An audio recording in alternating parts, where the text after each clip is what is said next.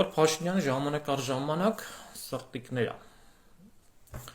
ցույց տալի հրապարակում, սրտիկներ։ Իսկ գիտեք դա ինչ է խորհրդանշում։ Հին Հունաստանում այս սրտիկը խորհրդանշել է տղամարդու ֆալոսը, անդամը,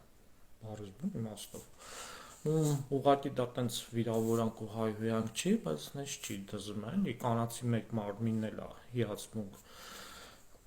բայց ամենտեղ ցույց տալը, ամեն մեկի ցույց տալը նես չի դզում էլի, անպարկեշտություն չի, հայհոյանք չի, բայց կանացի մեկ մարմինը հիացմունք է էլի, հիացմունքի առաջացնող հիացմունք է բանանում, բայց նես չի, ամենտեղ պետքա ցույց տալ, ամենտեղ պետքա դզում է, առավել ևս պետական պաշտոնյա այրին, Նիկոլ Փաշինյանը ժամանակ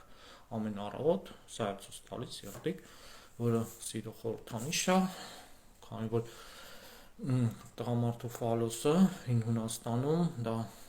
ենթադրում է սեր, սերը ենթադրում է երեխաներ, իսկ երեխան բարեկեցության զարգացման ապահովության հաջողության գրավական է, դա վիրավորական ու հայհոյանք բան չկա, ոչ մի պարագայում, բայց նենց չի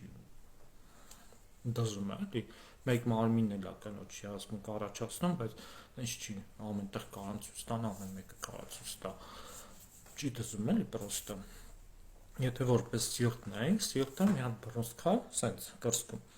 բայց ֆալոս հաստատ դի ֆալոսի բան չի, էլի սիրտե ձև, սենց սիրտիկը, ընդամենը տղամարդու ֆալոսը, Հին Հունաստանում դա տարածված երևույթ է եղել, քանի որ տղամարդու ֆալոսը անդամը դի սիրո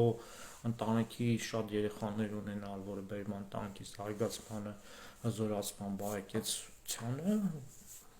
լավ բան է։ Հին Հունաստանում համարվել նես չի, հիմա դա վիրավորական է, հայհոյանք է, ստորացում է, բայց չի դզում էլի, ժամանակ առ ժամանակ ամեն առավոտ հելմա ֆալոսը ցույց տալի, հիմա ինչ անել Նիկոլ Փաշինյանը։ Ամենևին դա վիրավորանք, ստորացում, հայհոյանք չի, բայց